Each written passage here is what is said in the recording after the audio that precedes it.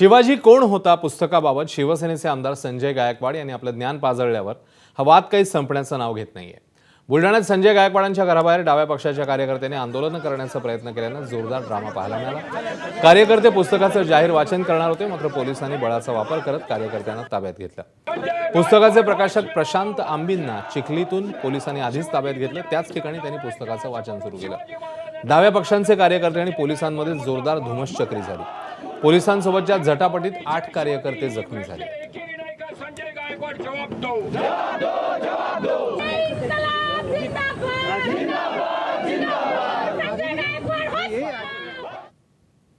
फसवणूक केलेली आमची। खरं तर आम्ही एक साधा कार्यकर्ता आहे। मी पोलिसांना चुकून 2 व्हीलरनं सुद्धा तिथे जाऊ शकलो असतो, पण आम्ही पोलिसांबरोबर सहकार्याची भूमिका घेतलेली आहे।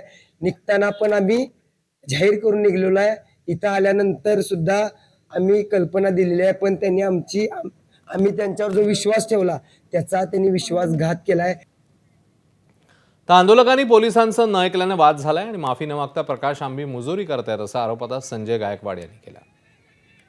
पोलिसांनी योग्य पाऊल उचललं।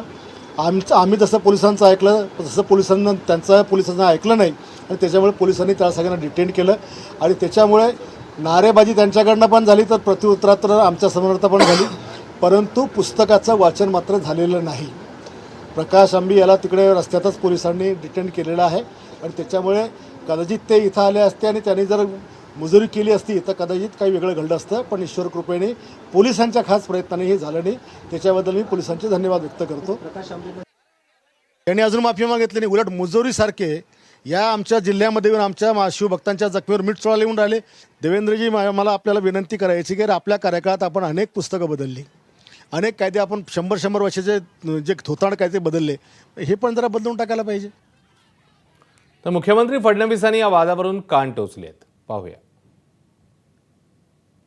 आता हे जे पुस्तक लिहिलं गेलं आहे 1979 ला लिहिलं गेलेलं आहे, त्याच्यावर आज वाद उकरून काढायचा आणि दोन्ही बाजूंनी एकमेकावर भिडायचं, मला असं वाटतं की शुद्ध असामाजिक अशा पद्धतीचं, असंवेदनशील अशा पद्धतीचं हे कृत्य आहे। आक्षेप घेणाऱ्याने पुस्तक वाचलंय की नाही मला माहिती नाही, आंदोलन करणारे तिकडनं जे आलेले आहेत ते आपण कशाकरता करतो हे त्यांना माहिती आहे की नाही मला माहिती नाही।